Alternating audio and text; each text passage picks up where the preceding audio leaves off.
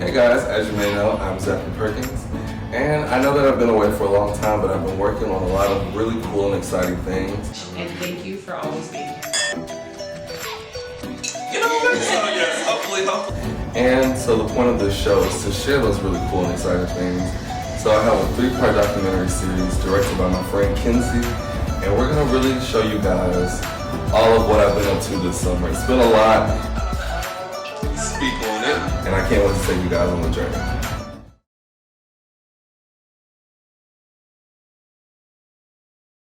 So today I'm going over to Joslyn's house for just a little bit of food, you know, some libations, and a little bit of just catching up because I haven't seen her in a while and I really do miss her. Come in.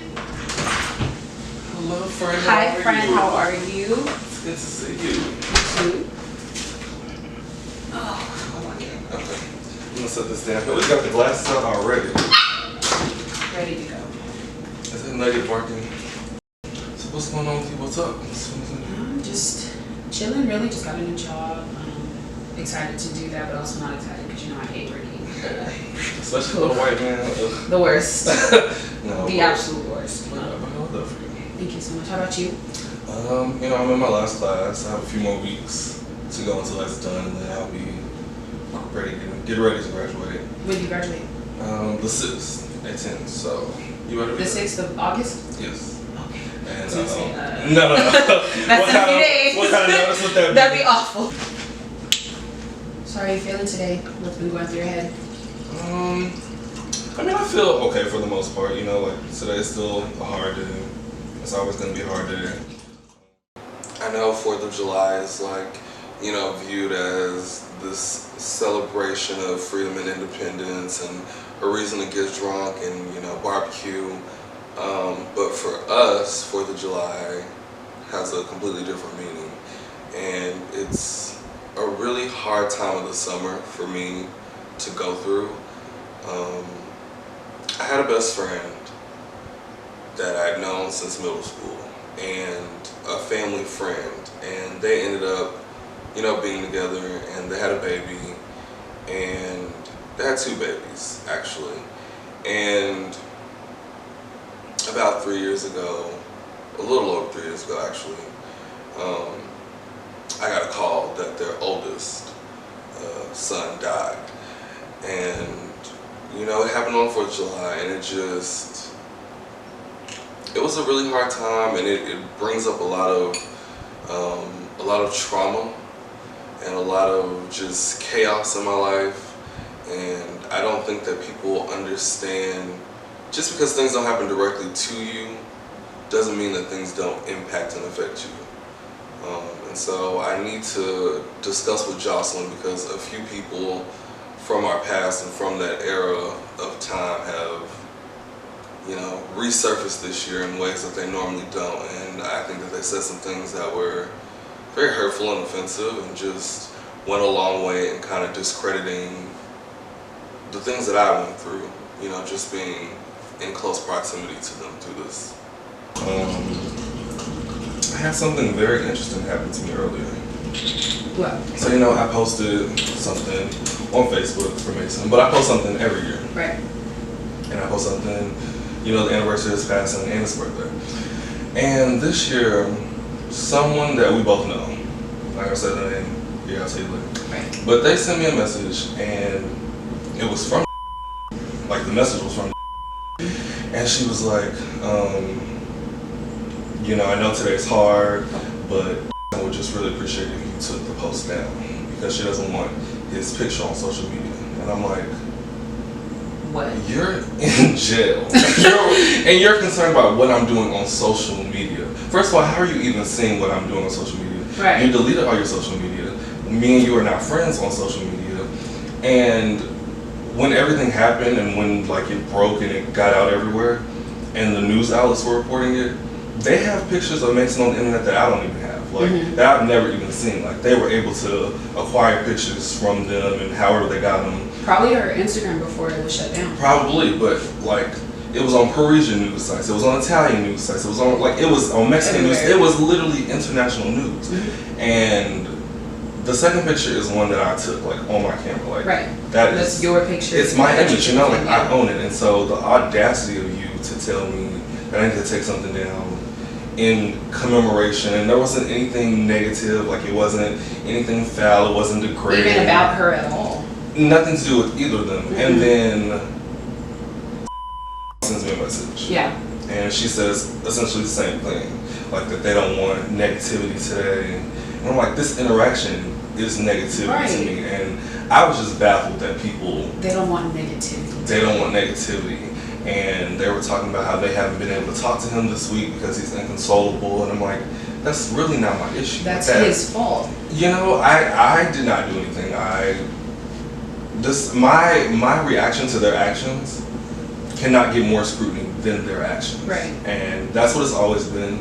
But furthermore, I feel like it just put me back kind of in that place, because I feel like in the situation our feelings were always disregarded, and we were always putting our feelings on the back burner for theirs, for everyone else's in the situations. Like, we were so young when that happened. We're still very young. And when it happened, everyone was being very childish, and there was no communication, and it was about so many other things other than Mason. And me and you had to step in and be the mature adults in so many situations in a situation that we shouldn't even been near. You know? And so I was really like irate, like I was seeing red. Like I had to call my cousin before I came over here. And I don't even have words. That just really goes to show what everybody's kind of focused on for today. I don't understand the negativity comment. I don't either. And they never post anything, like they never, and when they do speak about it, they speak in code and innuendo, and that's just not like what I'm gonna do for the situation. It was a very real situation, and it really happened. Like, I didn't conjure this up. This isn't some alternate reality that exists in a part of my brain. Like, this happened in real life.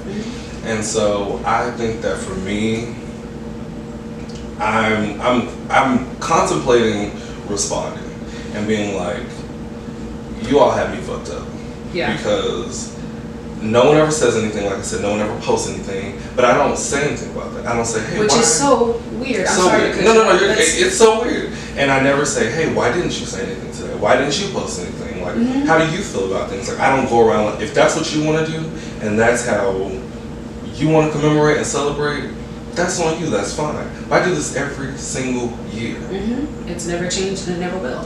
And they act like I woke up and just chose violence today and was like, let me shake the table. Right, let me talk about everybody else in the situation except for who it's actually about. I don't know. I guess it's something that I could you could expect from, you know, all the previous events that have happened, but at the same time, I don't understand it.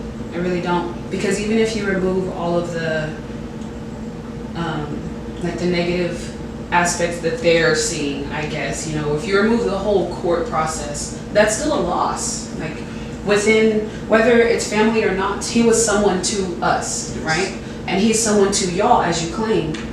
You lost him too, so why aren't you trying to commemorate his memory as well? I don't get that. And why would you feel slighted when somebody else who loved him does and loves him does? Like, I don't. And they were talking about like the case this and the case that, you know, and you know, earlier in the week, I sent a message through someone else asking me to testify on her behalf. And so now it's like, you want me to come and support you and save your ass because you're in trouble. But then on the other hand, you're again disrespecting and disregarding me and trying to be manipulative. The other day, you're like, I made so many mistakes in our friendship and I just want to fix things. I want to talk and this, that, and the third. This is not how you do it. No. Telling me that I have the right to not feel what I feel and to express it, that is how I was literally in such a bad place in 2018. And I just was in this depression that just spiraled and turned into so many other things. And I refused to go back there again. Because we were forced into this box where we weren't allowed to maneuver certain ways or even feel anything at all. Yeah. Because we had to make sure that they were okay thinking one thing when it was, you know, a lot of other cases. Yeah. And it really just shows her character. The days in between, like, you know, Mason's passing and them going to jail, the things that we saw and were born witness to during that time period. Those lovely 16 days. I've been writing, like I said, and you know, I know that we always talk about a lot of things we've kind of blacked out in our memory that happened in those 16 days. Writing has jogged a lot of those things. It's opened a lot of doors, and I'm really coming up on things that I had forgotten about, like details and even orders of events. Like, I'm remembering things clearly for the first time, really since everything had happened. Like, I had just been so disconnected from everything. And I'm also writing about the other half of 2018, like after everything happened. And, you know, like I said, I was really just in a bad place. The breakdown of it, yeah, and just seeing how I've grown, how we've both grown, how everyone around us has grown in that time has just really been like, not the reward of it, because I don't think that you should have to go through bad things to get growth. I agree. But it's really been like, it makes me so much more appreciative, I think, because I do see that so much has changed. Right. And we've made it through. And we navigated something that I know we always say we're too young to have gone through something like this. But we didn't go through something that's a common experience for anyone. That's true. So we've, no matter what age. you know, so we've navigated that, and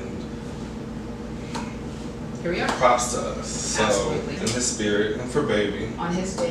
Yes. And you know, I think we should go put down some flowers at his grave, or release a balloon or something, you know. Yeah. And, yeah, so. Make it happen.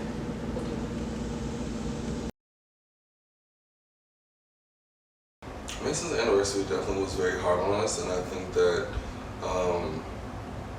you know, it's very important that we also do things to uplift ourselves. So today Joslyn is telling me that she's taking me to Fall Creek Vineyards, and she got us a private room, and we're just going to catch up and have some good wine.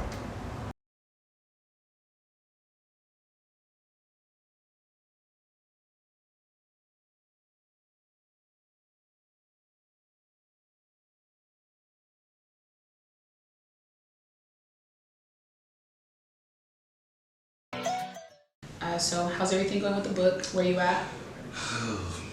The book is kind of stressing me out, but it's kind of like therapy. But at the same time, it's really important for me because it's kind of like wrapping up an era. Like, you know, I'm graduating, I'm about to move, and I just feel like I'm in a good place in life right now. Yeah. So the book is coming along. I would say I'm about halfway done with what I want to have for the book, but we're working on it. How many chapters? Like, do you have I'm thinking 7. 7? Might venture into 8, but I'm thinking 7 chapters for now. Okay. And then when's it coming out? Like, are you gonna do a book signing? Like, are you gonna do, what's your?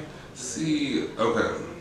I want to do the pre-order when the show comes out, like the last episode airs, and then I wanted the book to come out initially on my birthday, but I just don't think it's enough time. Like, August is in a few weeks. Right. And I just don't want to be rushing myself because it's my story. You only have one time to tell your story.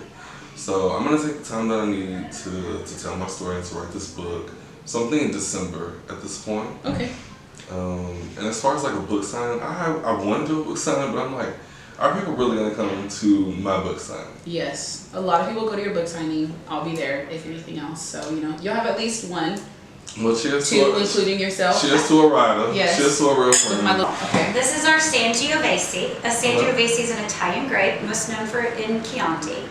We are going to still be a medium bodied. You're going to get some tannins, some cherry, and a little bit of sun-dried tomato out of this wine. So, we've been talking about the book, you know, everything's wonderful with the book, you make a lot of progress, but what about like everything else? Like, you're about to move, new city, are you looking for a new job? You've got stuff going on with your classes, you got to graduate soon. Like, I know your graduation is what, like less than 2 weeks away. So is your move date. Have you even started packing yet? Like, what are you gonna do? Do you have boxes? Do you have your apartment lease signed? Do you have anything? Like, do you have a plan? If this was Jocelyn's idea of me relaxing and letting go, what the fuck? Like, I'm more stressed now than when I got here, and I don't appreciate it. Are you nervous? I am. Well, let me say this. First of all, you just stressed me to hell. And I thought you invited me here today because, you know, you wanted to just get me out and catch up, like, you know, yeah, but not you finishing your whole glass of that whole rapid fire of what am I doing? That was very stressful. I have to tell you that. Well, those are the things that go through my head because I feel really stressed for you. But let me tell you though, I'm what happens if you just get to a point where like all your stuff is just like piled in trash bags and there's nothing like for you to do? What are you gonna do? You can come live with me if you want to. You can stay with me on the couch. I don't listen. I do appreciate the offer and the hospitality, but slowly but surely I'm figuring it out. I'm someone who, when I get stressed, I shut down. And I think because I'm becoming a real adult, like a functioning adult with, you know, a degree in mad responsibilities after this month, I have to find a way to cope with stress and not shut down. So I'm proposing my toast to you, to me, to our friends, to our family, to everybody this year who has had the time to recuperate from last year, to regenerate, to grow from any ailments, any issues that they've had, but specifically to you for your book, for graduation soon, for your new apartment on the way, for your new jobs and opportunities on the way, for all the bags that you are about to collect and hand half over to me with. I love you so very much, and thank you for always being here for me. Cheers to Zach. It's up. That is still just the things I would do off a bottle of this. I know that the future is uncertain and that's scary, but sometimes you just gotta take that leap of faith and believe in yourself. And so I'm really excited now, like, you know, just with what the next month is gonna bring in my life.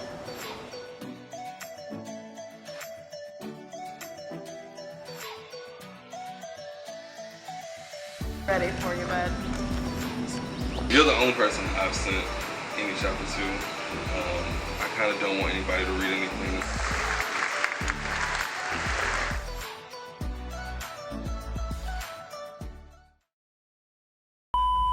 I just am in a very reflective mood. I'm a reflective person, but I'm in a very reflective mood, and the spirit of San Marcos is kind of on my heart heavy today.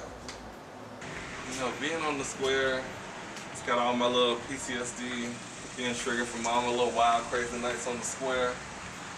And I know I got some stories. What about y'all? What's y'all's favorite memory from the square?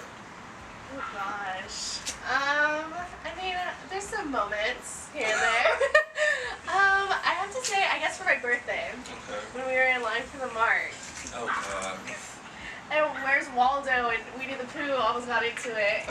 Guess who was the speculator?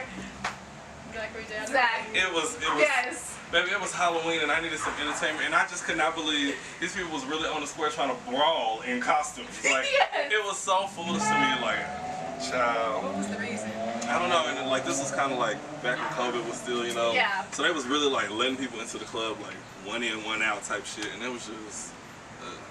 But I'll never forget when I was at the Mark. It was Tequila Tuesday, junior year. We had just got them refund checks. Check was real fat. I had paid my rent already. Ran off. Okay, baby. $1.25 tequila shots. I was buying tequila for everybody I saw. Even if I saw you in passing, you was getting a shot that night, and I was taking one with you. And so I paid like $80-something, not $80-something. I paid like $20-something to go from over here to over there to Insomnia Cookies. And then had to buy another Uber to go home. I remember that. So that was. What about you, You Miss? couldn't walk because? Oh no, I had planned to go home, and then when I got in the Uber, I was like, a cookie would be nice right now, and I thought the Uber was gonna wait on me. You should. Did you say I'm gonna stop in here and I just would like you to wait? In my drunk mind, I thought I had added the stop back. So I came out and the car was gone, and I'm calling Uber to report fraud, and it's like your ride has been completed, and I'm like, Not fraud. this ain't right.